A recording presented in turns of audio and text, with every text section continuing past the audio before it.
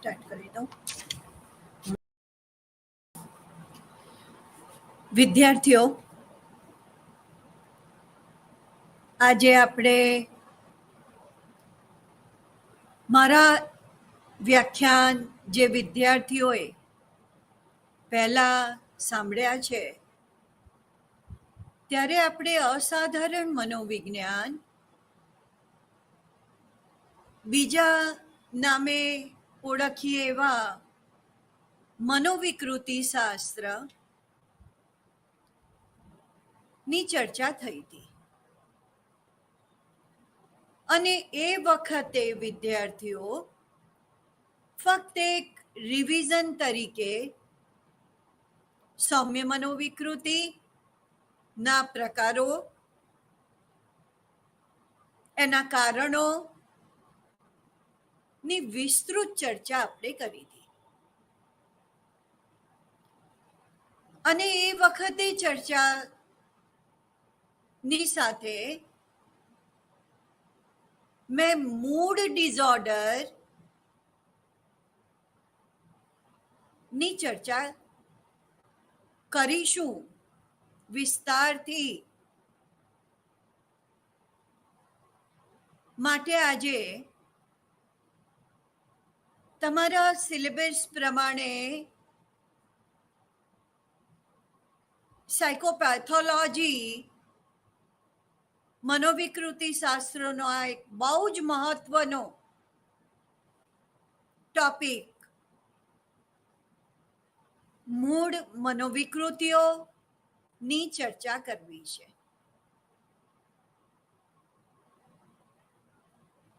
વિદ્યાર્થીઓ,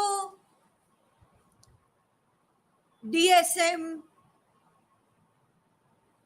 even DSM-4 ની ચર્ચા પણ થઈ હતી. અને DSM-4 માં મૂળ મનોવિકૃતિઓ એવું નામ આપવામાં આવ્યું. આ મૂળ મનોવિકૃતિઓ નામ પ્રમાણે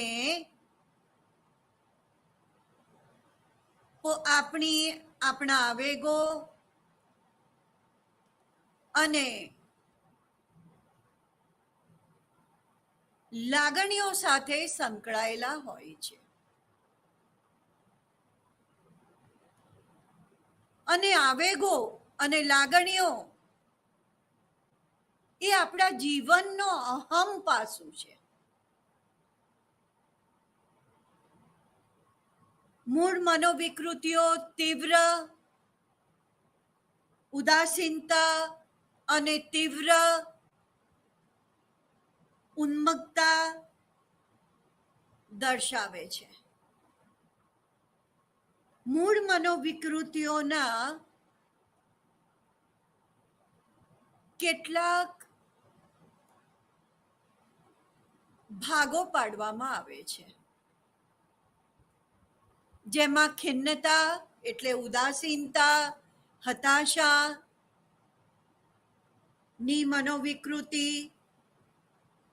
ઉન્મત્ત મનોવિકૃતિ અને બંનેને સંયુક્ત રીતે ઉન્મત્ત ખિન્ન મનોવિકૃતિ એવા મહત્વના મૂળ મનોવિકૃતિના વિભાગો DSM-4 માં દર્શાવ્યા છે. વિદ્યાર્થીઓ, અગાઉ પણ ચર્ચા થઈ હતી કે આ મનોવિકૃતિઓ અથવા તો આ જે તમારું પેપર છે એના પર વિશેષ ધ્યાન આપવાની જરૂર છે.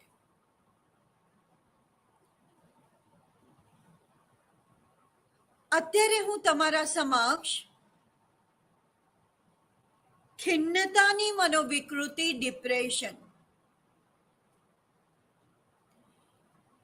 વિદ્યાર્થીઓ, બહુ કોમન શબ્દ થઈ ગયો છે. અને દુઃખ સાથે કહેવું પડે છે કે નાના નાના બાળકો પણ આ શબ્દનો અથવા તો આ અવસ્થાનો અત્યારે શિકાર ભોગ બન્યા છે. અને માટે આનો વૈજ્ઞાનિક અભ્યાસ અત્યંત જરૂરી છે. જીવનના દુઃખદ પ્રસંગે સામાન્ય રીતે ઉદાસીનતા એ સ્વાભાવિક છે.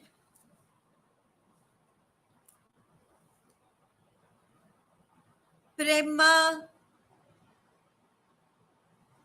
નિષ્ફળતા, ધ્યેય સિદ્ધમાં પીછેહટ, નોકરી ગુમાવાઈ,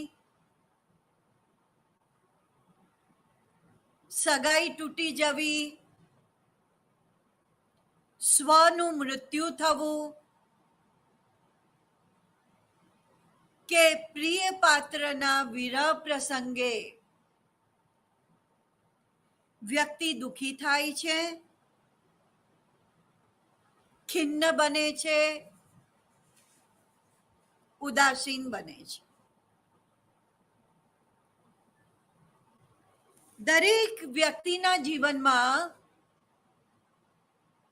ગમગીન પ્રસંગો ને લીધે ખિન્નતા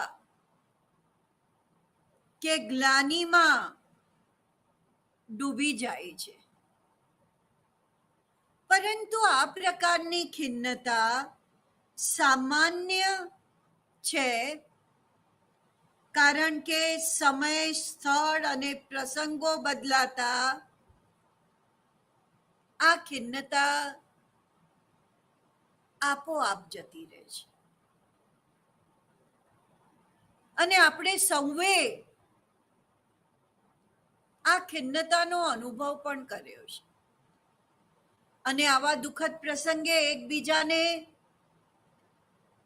સલાહ અને માર્ગદર્શન પણ આપીએ છીએ કે સમય જતા ભૂલાઈ જશે, સ્વસ્થ બની જઈશું. પરંતુ મારે જે ચર્ચા કરવી છે તમારા સમક્ષ,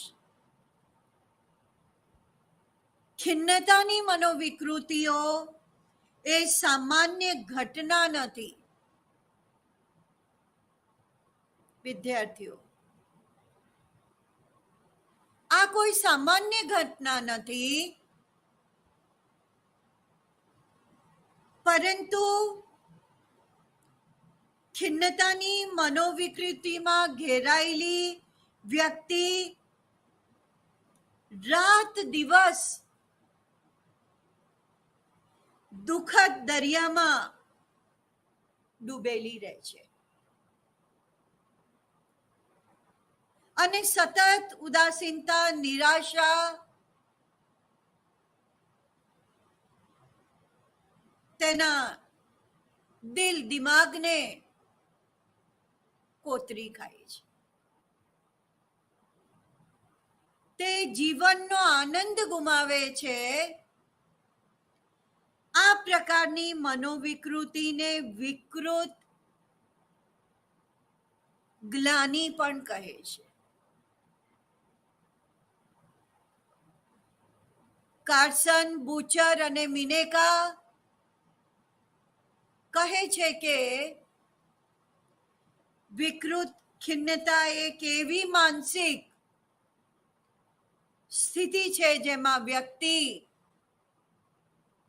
અતિશય ઉદાસીનતાનો અનુભવ કરે છે.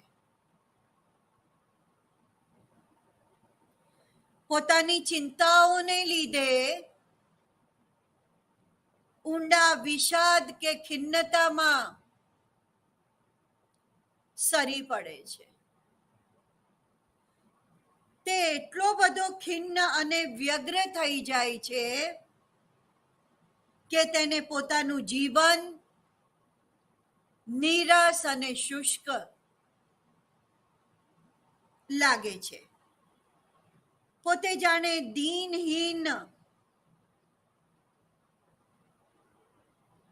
અને લઘુતા ગ્રંથિથી પીડાતો હોય છે. પોતાની ઊંડી નિરાશા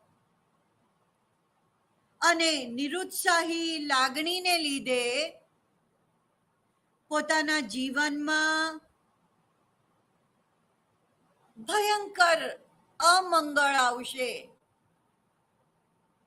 એવી સતત ચિંતા કર્યા કરે છે. સુખનો ખ્યાલ પણ માત્રમાં દુઃખની લાગણીમાં ફેરવાઈ જાય છે. સામાન્ય રીતે કોઈ સ્વજનનું અવસાન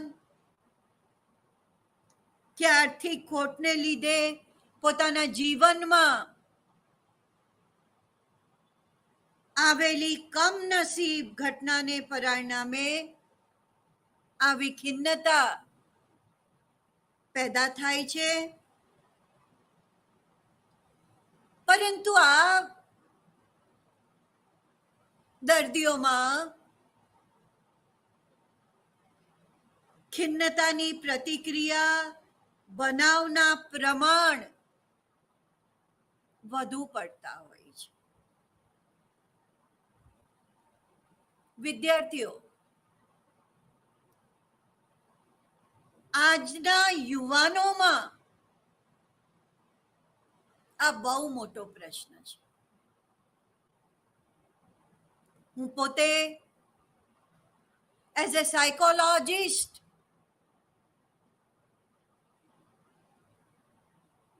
આ વિકૃતિની સાક્ષી છું.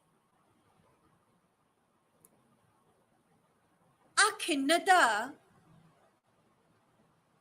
મનોવિકૃતિ ના લક્ષણો જાણવાની ખૂબ આવશ્યકતા છે.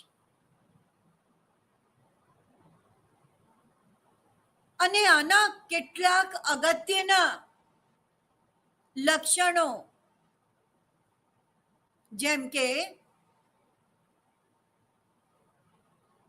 આ રોગમાં દર્દી શોકાતુર, ઉદાસીન, ખિન્ન, નીરસ અને ઉત્સાહવિહીન જણાય છે. દર્દીને કોઈ પણ બાબતમાં રસ પડતો નથી. કામ કરવાની શક્તિ મર્યાદિત બની જાય છે.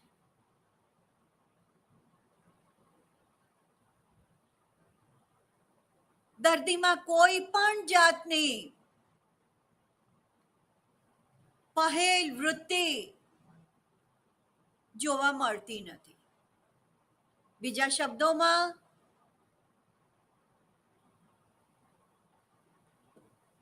દર્દીને કોઈ પણ કાર્ય કરવામાં રસ પડતો નથી, ઉત્સાહ દેખાતો નથી.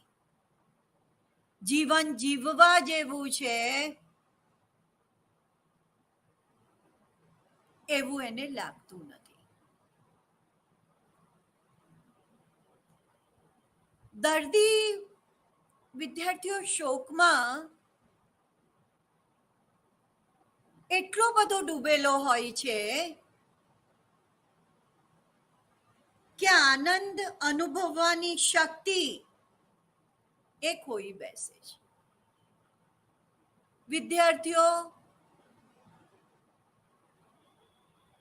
ઘણીવાર આપણે પણ આનો અનુભવ કરીએ છીએ. પણ એ વિકૃતિ કેમ નથી આપ સૌને સમજાવવા માટે, કેમ કે થોડો સમય માટે હોય છે. એના ઉપર કાબુ મેળવવું આપણને આવડે છે અને સહજ પોતાની સંકલ્પ શક્તિ, પોતાની સૂઝ, આવડત ના ભરોસે કે સંકલ્પ શક્તિ ની સાથે આમાંથી આપણે પસાર થઈ જઈએ છીએ. પણ આ દર્દીઓ મારે આપ સૌને આને વધારે સારી રીતે સમજવા માટે જ્યાં આવા દર્દીઓ માનસિક સ્વાસ્થ્ય કેન્દ્રોમાં હોય કે તમારા આજુબાજુ હોય તો એને સમજવાનો પ્રયત્ન કરજો. બહુ જ સ્વાભાવિક છે કે જ્યારે મન ઉદાસ હોય છે ત્યારે કંઈ પણ કાર્ય કરવાની કે એકાગ્રતાની શક્તિ આવા દર્દીઓમાં રહેતી નથી. અને આવા દર્દીઓ સતત પોતાની આજુબાજુ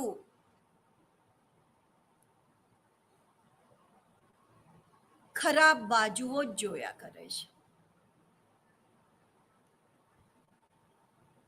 સૌથી અગત્યનું લક્ષણ, મારું કહેવાનું મતલબ એ નથી કે આગળના લક્ષણો મહત્વના નથી, પરંતુ વિદ્યાર્થીઓ જ્યારે અનેક રાતો સુધી બરાબર ઊંઘી ન શકે, ઉદાસીનતા, નિરસતા, આશંકા ને કારણે ઊંઘ લઈ ના શકે, ત્યારે આપણે કહી શકીએ કે ડિપ્રેશનનું, ઉદાસીનતાનું પ્રમાણ વધ્યું છે. અને માટે જ્યારે આ લોકો મનોચિકિત્સક પાસે જાય છે તો આ લક્ષણોને આધારે મનોચિકિત્સક નિદાન કરે છે. દર્દીમાં માનસિક તંગદિલી, અતિશય ચિંતા, આત્મ કહેવાય કે આત્મીયતા નો અભાવ, કોઈ સાથે બોલવું, હળવું મળવું,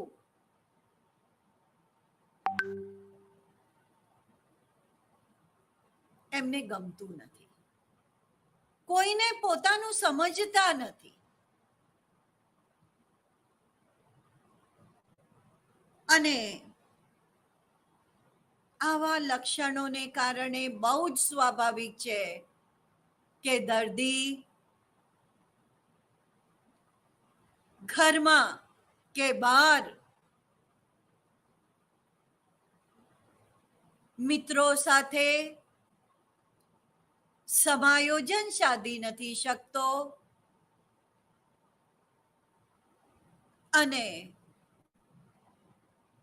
ધીરે ધીરે આ લક્ષણો વધે તો આત્મહત્યા સુધીના પ્રયાસો કરે છે.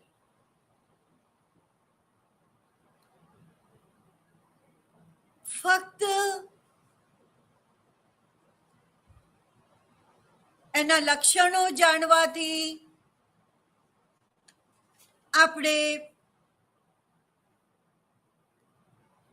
મૂળ મનોવિકૃતિ ને સમજી શકતા નથી, પરંતુ આ ડિપ્રેશન કે ખિન્નતાની મનોવિકૃતિના કારણો પણ જાણવા જોઈએ.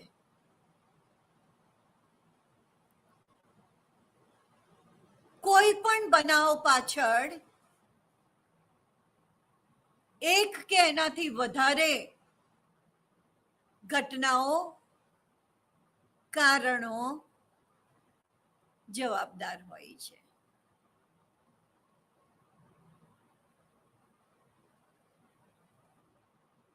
મારા અનુભવ અને સંશોધન મનોવૈજ્ઞાનિકો, સામાજિક કાર્યકરો,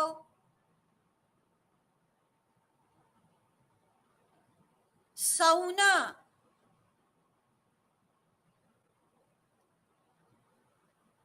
ચર્ચા પરથી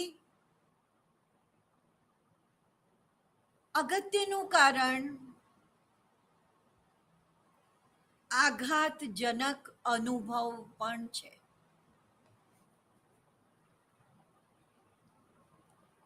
વ્યક્તિ ખિન્નતાનો અનુભવ ત્યારે કરે છે જ્યારે તેના જીવનમાં કંઈક આઘાતનો અનુભવ થતો હોય. વિદ્યાર્થીઓ, અહીં હું સ્પષ્ટતા કરવા માંગુ છું. આઘાત સહન કરવાની શક્તિમાં વ્યક્તિગત ભિન્નતા, તફાવત છે. મારી, તમારી, XYZ દરેકની આઘાત સહન કરવાની શક્તિ જુદી જુદી છે, અને જેટલી વધારે હશે, આવા નાના મોટા પ્રસંગો માંથી વ્યક્તિ બોધપાઠ લેશે કે નહીં કે ઉદાસીનતા તરફ જશે. પણ જ્યારે આપણે કારણોની ચર્ચા કરી રહ્યા છીએ વિદ્યાર્થીઓ, તો આવા આઘાતજનક અનુભવ કેટલાક ઉદાહરણો સાથે સમજાવું તો, પ્રેમમાં નિષ્ફળતા, પ્રિયજનનું અવસાન, અકસ્માત, ધંધામાં ખોટ, કે અનૈતિક વર્તનને કારણે પેદા થયેલી તીવ્ર અપરાધી લાગણીઓને લીધે વ્યક્તિ ખિન્નતા અનુભવે છે. વિદ્યાર્થી, બીજા કારણ તરીકે ખિન્નતાની મનોવિકૃતિના એ છે આત્મશિક્ષા. વ્યક્તિએ પોતાના જીવનમાં કોઈ દુષ્કૃત્ય કર્યું હોય, જેને બીજાએ અને પોતે પણ માફ ન કર્યું હોય, પરિણામે તે સતત અપરાધી લાગણી અનુભવે છે. તેથી પોતાની જાતને શિક્ષા કરવા માટે દર્દી સતત ચિંતા, ભય અને ખિન્નતા અનુભવે છે. ત્રીજું મહત્વનું કારણ વેર વૃત્તિ છે. વેર વૃત્તિ. ઘણીવાર વ્યક્તિ પોતાના પ્રિય પાત્ર તરફ વેર વૃત્તિ અનુભવે છે, જેનું તે દમન એટલે કે એને ભૂલી જવાનો પ્રયત્ન કરે છે. ફ્રોઈડે આપેલો શબ્દ છે કે જે ઈચ્છા, આવશ્યકતાઓ, જરૂરિયાતો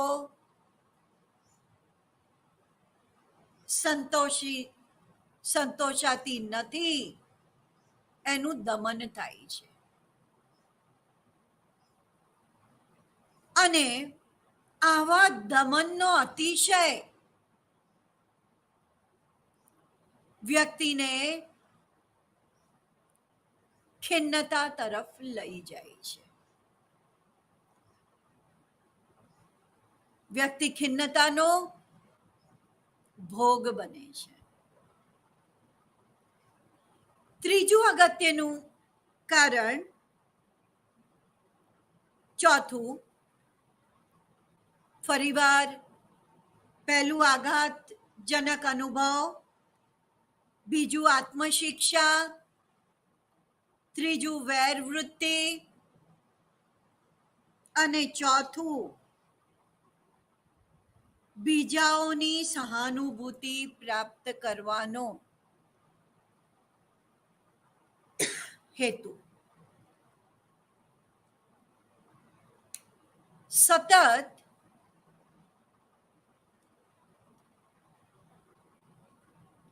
ગમગીન, ઉદાસ, નિરાશ અને ખિન્ન રહેતી વ્યક્તિ બીજાઓના મનમાં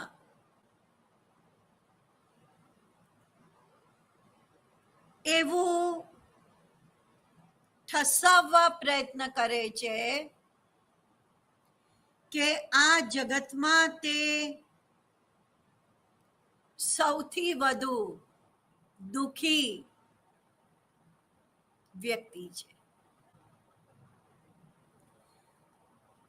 અને પરિણામે બીજાઓની સહાનુભૂતિ પ્રાપ્ત કરવા માટે આવી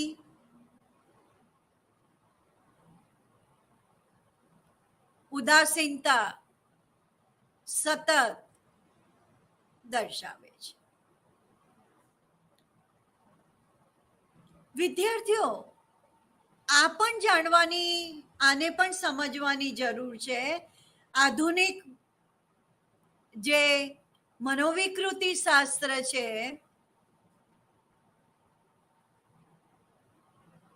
એ ખિન્નતામાં મોસમી ખિન્નતા એવો શબ્દ વાપરી રહ્યા છે. અને મનોવૈજ્ઞાનિકો, સમાજશાસ્ત્રીઓ આના સાથે સહમત છે. હવે તમારા મનમાં પ્રશ્ન ઉભો થયો હશે કે આ મોસમી હજી સુધી ખિન્નતા સાંભળ્યું હતું, પણ જેમ જેમ સંશોધનો થાય છે, સમાજમાં નવા નવા કેસો આવે છે, એમ મનોવૈજ્ઞાનિકો, મનોચિકિત્સકો માટે પડકાર ઊભા થાય છે.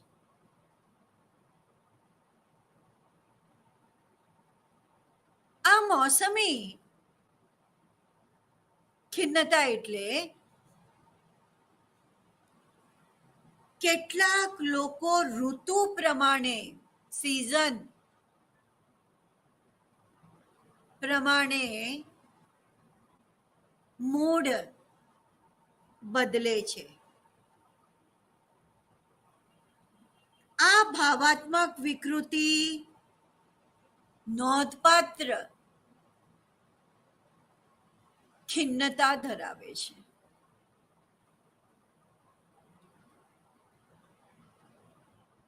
વસંત ઋતુ કે ઉનાળા દરમિયાન જે ઉદાસીનતા આવે છે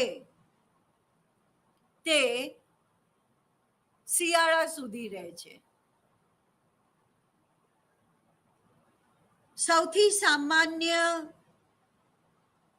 શિયાળાની ઉદાસીનતા છે. શિયાળાના દિવસો ટૂંકા હોય છે ત્યારે લોકો ઉદાસીન બને છે. તેમને ઊંઘવાનું મન થાય છે. કેટલેક અંશે આપણે પણ અનુભવ કરીએ છીએ.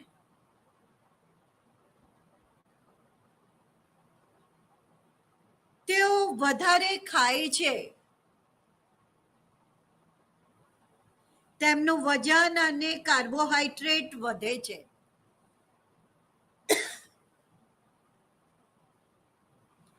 તેઓ વધારે શક્તિશાળી બને છે. વધારે સારી રીતે મહેનતનું કામ કરી શકે છે.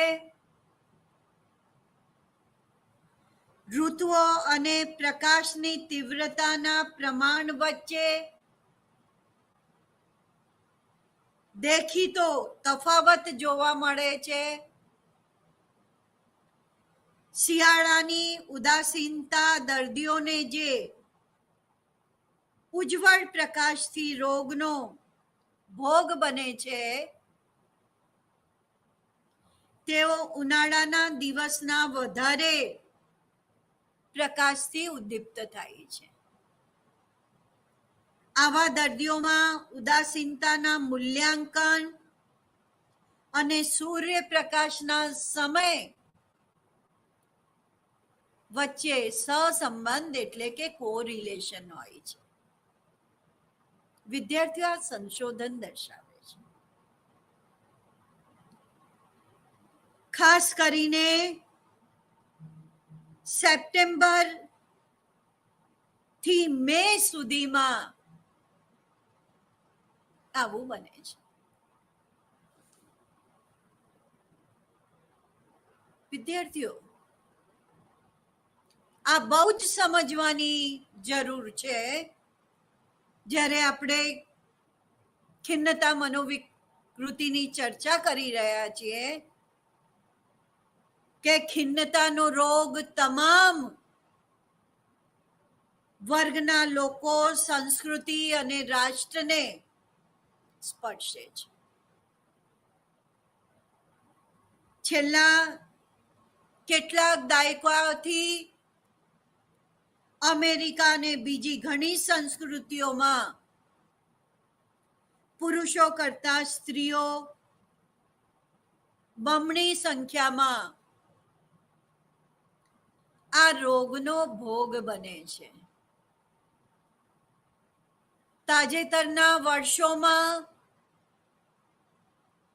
મેં જેમ પહેલા જ શરૂઆત કરી હતી કે તરુણાવસ્થા ખિન્નતાની દર્દીઓની સંખ્યામાં વધારો નોંધાય છે. ખાસ કરીને તરુણ છોકરીઓ તથા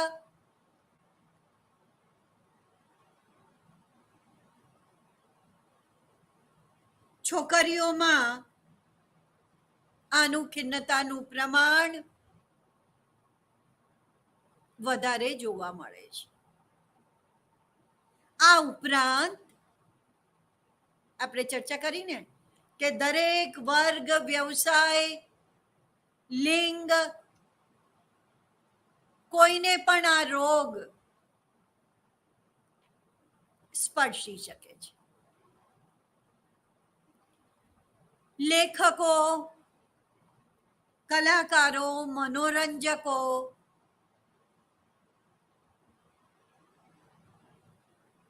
વગેરેમાં પણ આ રોગની સંખ્યા વધી છે. આ રોગનો સૌથી ઊંચો દર તો સતત દુખાવો ધરાવનાર દર્દીઓમાં જોવા મળે છે. કેટલાક માણસો એક મુખ્ય ખિન્નતા ના હુમલાનો ભોગ બને છે. એટલે કે કેટલીક ઋતુઓ, કેટલાક તહેવારો માં કેટલાકને આનો એટેક આવે છે, હુમલો આવે છે. પરંતુ 50 થી 60% લોકો વારંવાર આ હુમલાનો ભોગ બને છે. સ્ત્રીઓને આ હુમલાની વિશેષ શક્યતા છે, જેના જો સંભવિત કારણો જોઈએ તો સતત કાર્યનું ભારણ, ઘરનું વાતાવરણ, અનેક સામાજિક માનસિક કારણો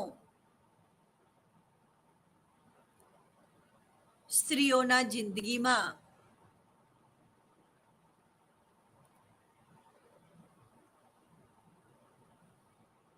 આપણે વધુ જોઈએ છીએ.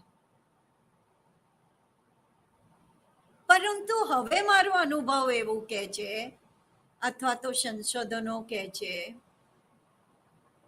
કે સ્ત્રીઓ અને પુરુષોમાં બહુ ખિન્નતાના પ્રમાણમાં તફાવત જોવા મળતો નથી.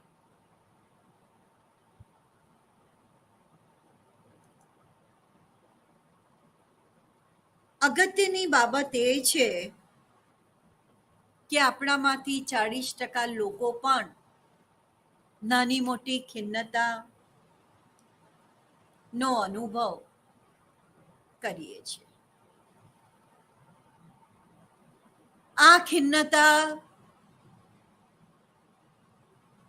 દિવસો, મહિનાઓ, વર્ષો સુધી ચાલે છે. આ રોગમાં વાતાવરણની પણ અસર થાય છે, જેને કારણે આને મોસમી ખિન્નતા કહે છે. અને આ એક મૂળ મનોવિકૃતિ છે. વિદ્યાર્થીઓ, એક આને જ લગતો, આના સાથે જોડાયેલો ટોપિક, મુદ્દો કે મૂળ મનોવિકૃતિ તરીકે, ધ્યાનથી સાંભળજો, કે મૂળ મનોવિકૃતિ તરીકે ઉન્મત્ત અને ખિન્ન મનોવિકૃતિ, ઉન્મત્ત અને ખિન્ન બે શબ્દો છે, મનોવિકૃતિ ને સમજવી જરૂરી છે. તો જ કહી શકાશે કે મૂળ મનોવિકૃતિ ની સમજ તમે મેળવી છે.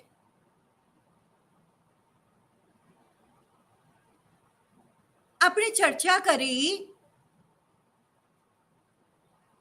કે મૂળ મનોવિકૃતિઓનું મુખ્ય લક્ષણ લાગણી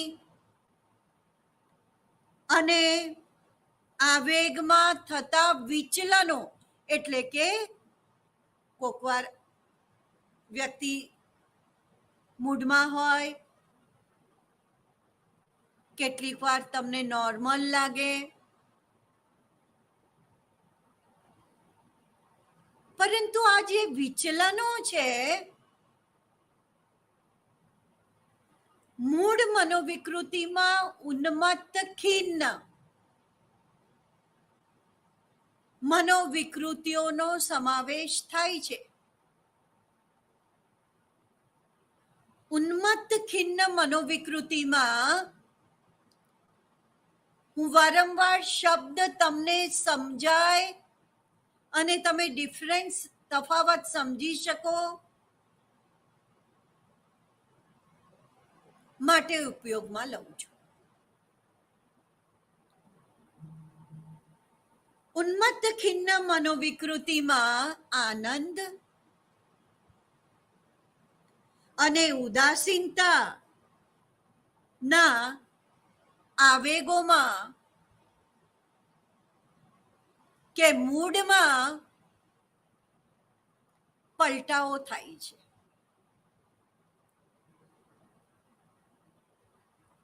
આ એક ભયંકર એવું પણ કહી શકીએ કે છિન્ન મનોવિકૃતિની જો આપણને ચર્ચા કરવાનો સમય મળશે તો છિન્ન મનોવિકૃતિ પછીનો આ બીજો ભયંકર માનસિક રોગ છે. અમેરિકન મનોચિકિત્સક મંડળ એપીએ અનેકવાર આપણે ચર્ચા કરી છે. આ રોગને મૂળ મનોવિકૃતિના એક પ્રકાર તરીકે સ્વીકારે છે. આમાં હર્ષ અને શોક અથવા ઉત્સાહ અને ખિન્નતાની પરંપરા હોય છે. ઉત્સાહ અને વિષાદની અવસ્થાઓ વારાફરતી દેખાય છે.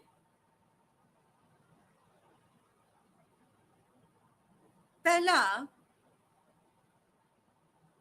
ઉન્મત્ત અને ખિન્ન ને જુદા રોગો માનવામાં આવતા હતા. વિદ્યાર્થીઓ, તમારી ચોપડીમાં પણ આનો ઉલ્લેખ છે. ઈસવીસન 1854 માં કાર્લરેટ અને બર્લિંજરે એક જ દર્દીમાં આ બે અવસ્થાએ હોય એવું તારવ્યું. વિદ્યાર્થીઓ, આજે જ્યારે આપણે ચર્ચા શરૂ કરી ત્યારે પણ આપ સૌને જાણકારી માટે મેં જણાવ્યું કે સમજાયું કે સંશોધનો અને નવા નવા લક્ષણોને કારણે અનેક વિકૃતિઓ સામે આવી, જેમાંથી આ ઉન્મત્ત અને ખિન્ન મનોવિકૃતિ પણ છે. કેપ્લીને જણાવ્યું કે ઉન્મત્ત અને ખિન્નતાની ભિન્ન અવસ્થાઓ ઉન્મત્ત અને ખિન્નતાની ભિન્ન અવસ્થાઓ મનોવિકૃતિના અંગો છે અને આ અવસ્થાને એક જ દર્દીમાં એક પછી બીજું એમ ક્રમાનુસાર પ્રગટ થાય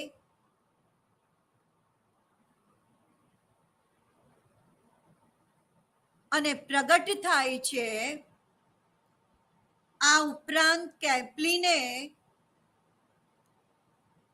ઉન્મત્ત ખિન્ન મિશ્ર અવસ્થા પણ દર્શાવી છે.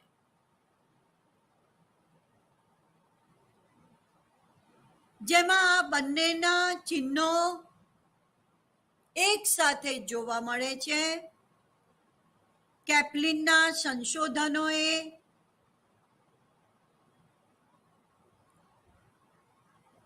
મનોવિકૃતિમાં ખૂબ અભ્યાસ કર્યા અને માટે એમના સંશોધનો ને મનોવિકૃતિ શાસ્ત્રમાં મહત્વ આપવામાં આવ્યું છે. અમેરિકાની હોસ્પિટલમાં દાખલ થયેલા મનોરોગીઓમાંથી, વિદ્યાર્થીઓ ધ્યાનથી સાંભળજો,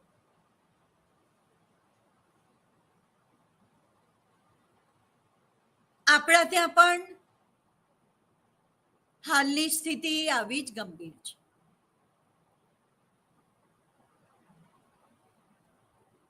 અમેરિકાની હોસ્પિટલોમાં દાખલ થયેલા મનોરોગીઓમાંથી લગભગ 8 થી 10% દર્દીઓ આ રોગના હોય છે. અને માટે વિદ્યાર્થીઓ આની સંપૂર્ણ વૈજ્ઞાનિક સમજ તમારામાં હોવી જોઈએ.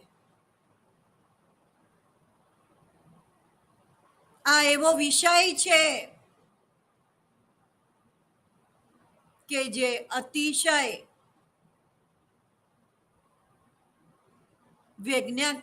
વૈજ્ઞાનિકતા માંગે છે. યોગ્ય ઈલાજ જ યોગ્ય સારવાર તરફ લઈ જાય છે. અને માટે આને સમજવી અગત્યની છે.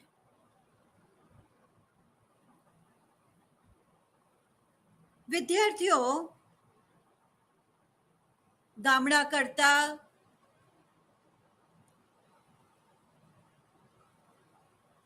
પુરુષો કરતા સ્ત્રીઓમાં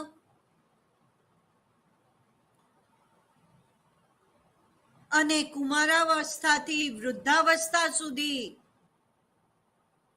આ રોગની શક્યતાઓ રહે છે. અને હાલમાં આ રોગનું પ્રમાણ વધારે જોવા મળે છે.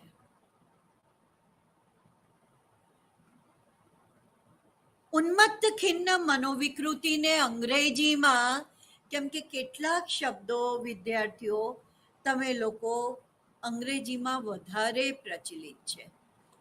ડિપ્રેશન શબ્દ આપણે વાપરીએ છીએ, પણ ખરેખર એનું ગુજરાતી ખિન્નતા, વિષાદ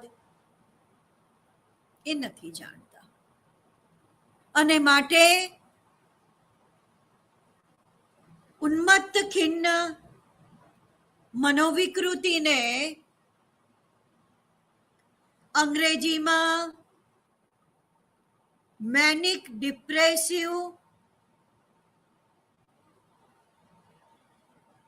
ડિસઓર્ડર તરીકે પણ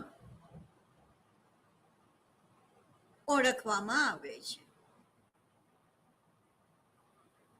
વિદ્યાર્થીઓ તમારા અભ્યાસની સુવિધા અને સમજણને લીધે તમે વધારે સારી રીતે આને સમજી શકો માટે પહેલા હું ઉન્મત્તતાની નો અર્થ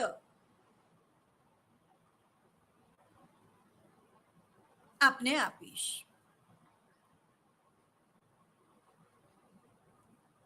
કાબેન નામના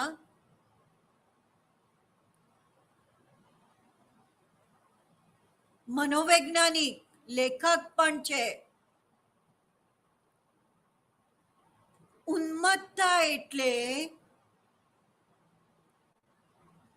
આનંદિત મનોદશા અને વધુ પડતી ક્રિયાશીલતા ની લાક્ષણિકતા ધરાવતી માનસિક અવસ્થા છે.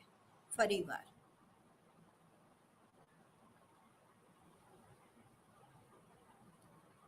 ઉન્મત્તતા એટલે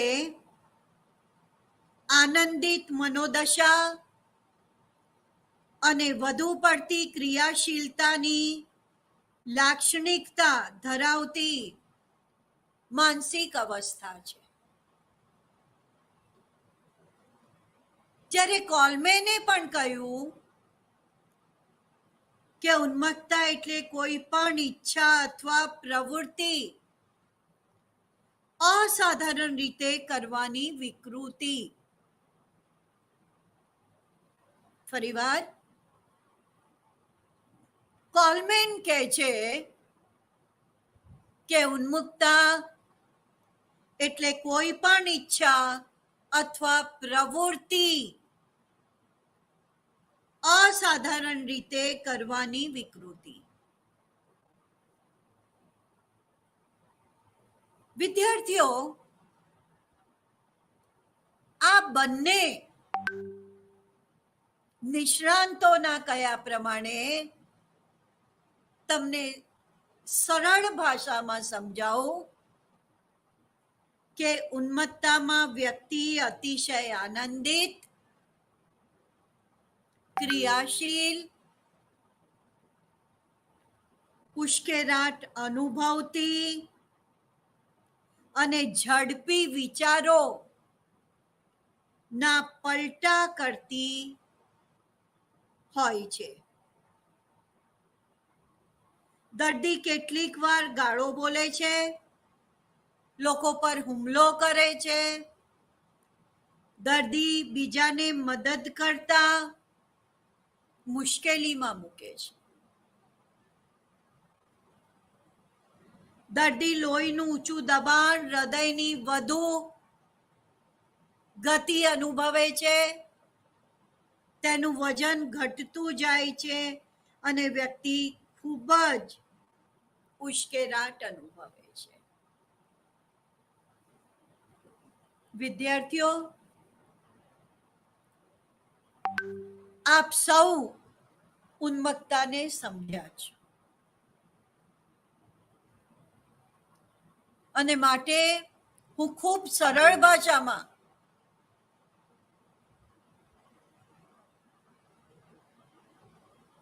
સમજાવવાનો પ્રયત્ન કરું છું.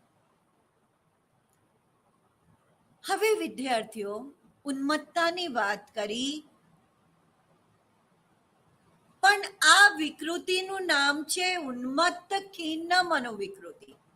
તો ખિન્નતા એટલે શું? ખિન્નતા એટલે ઉદાસીનતા, નિરાશાવાદ, આત્મ અમૂલ્યન અને મનોશારીરિક મંદતા. મનોશારીરિક મંદતા કરાવતી વિચલિત મનોદશા, મૂડ જેને કહેવાય. ફરીવાર,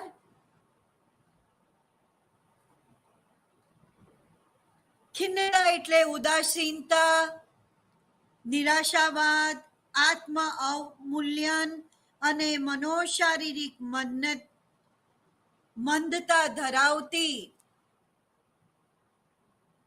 વિચલિત મનોદશા, મૂડ જેને કહેવાય. ખિન્નતા એવી આવેગિક અવસ્થા છે જેમાં વ્યક્તિ ઉદાસીનતા, વિશાળ નિરર્થકતા, ભયભીતતા અને ગુનાહિતતાની લાગણી અનુભવે છે. આમે આપને કોલમેન અને કાબેન જે તમને અભ્યાસ મસ્તે પુસ્તકો આપ્યા છે એમાં પણ ઉલ્લેખ છે. હવે વિદ્યાર્થીઓ, આ બંને વ્યાખ્યાઓ ઉન્મત્તતા અને ખિન્નતા તમે સમજ્યા. હવે તમારા માટે ઉન્મત્ત ખિન્ન મનોવિકૃતિ ને સમજવી અઘરી નહીં પડે.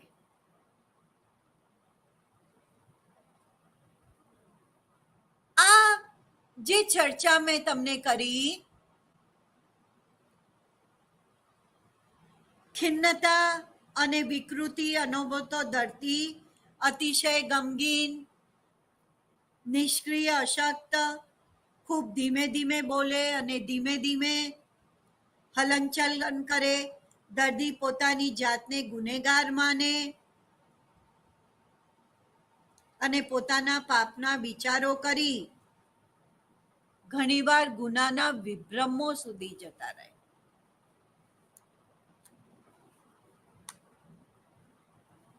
કેટલાક ખિન્નતાના લક્ષણો જાણી લઈએ.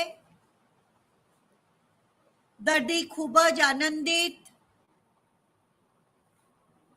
ખિન્નતાના લક્ષણોની આપણે ચર્ચા કરી. ઉન્મત્તતાના લક્ષણો જાણી લઈએ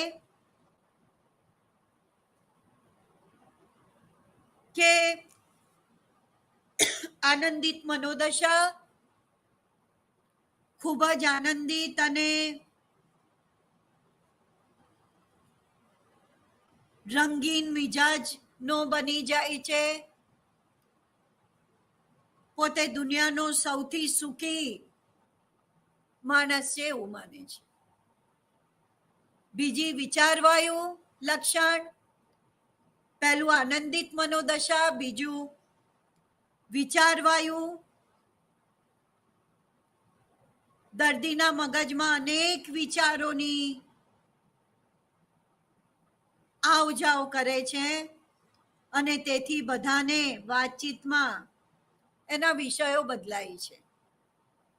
ત્રીજું મનોશારીરિક ઉશ્કેરાટ. બહુ જ સ્વાભાવિક છે કે વિચારો જે રીતે કરશે અતિશય,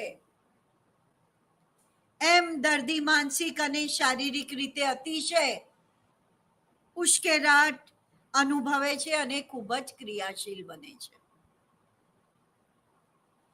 ચોથું લક્ષણ અગત્યનું, એકાગ્રતાનો અભાવ. વ્યક્તિ કોઈ પણ વસ્તુ વિષય કે પ્રવૃત્તિ પર ધ્યાન કે એકાગ્રતા રાખી શકતો નથી. સતત ચંચળતા એનામાં હોવાને લીધે, સતત ક્રિયાશીલ હોવાને લીધે બંને લક્ષણો નુકસાનકાર છે વિદ્યાર્થીઓ, ખિન્નતાના પણ અને ઉન્મત્તતાના પણ. પાંચમું અગત્યનું લક્ષણ બકવાટ. દર્દી ઉશ્કેરાટમાં ખૂબ જ બોલ કરે છે. એક ને એક વાક્ય વારંવાર બોલવું, મોટેથી બોલવું અને સતત બકવાટ કરવા જેવી ઘણી વિકૃતિ તેના મન પર અસર કરે છે.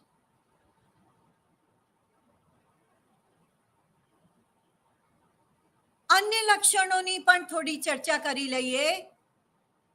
દર્દી જો કોઈ બોલતો હોય કે કરતો હોય તે અટકાવવામાં આવે તો ખૂબ જ ઉશ્કેરાઈ જાય છે, ગુસ્સે થઈ મારામારી કરે છે. કેટલીક વાર એક જ દર્દી એક જ ક્ષણે આનંદમાં, બીજી ક્ષણે ગુસ્સામાં, ત્રીજી ક્ષણે આક્રમક તેવી આવેગિક અસ્થિરતા વ્યક્ત કરે છે. તદુપરાંત દર્દીમાં જે અતિશય ગંભીર બાબત છે, જે એના સેક્સ પાર્ટનરને હેરાન કરે, જાતીયતાનું પ્રમાણ વધી જાય છે. કેટલીક વાર દર્દીમાં વિકૃત પ્રત્યક્ષીકરણ, વિકૃત સ્મૃતિહાસ્ય ભૂલી જવું, વૈચારિક અસ્થિરતા, મોટી મોટી બડાઈ હાંકવી વગેરે જાત જાતના મતિભ્રમો વિકાસ પામે છે. વિદ્યાર્થીઓ, આજે ઉન્મત્ત અને ખિન્ન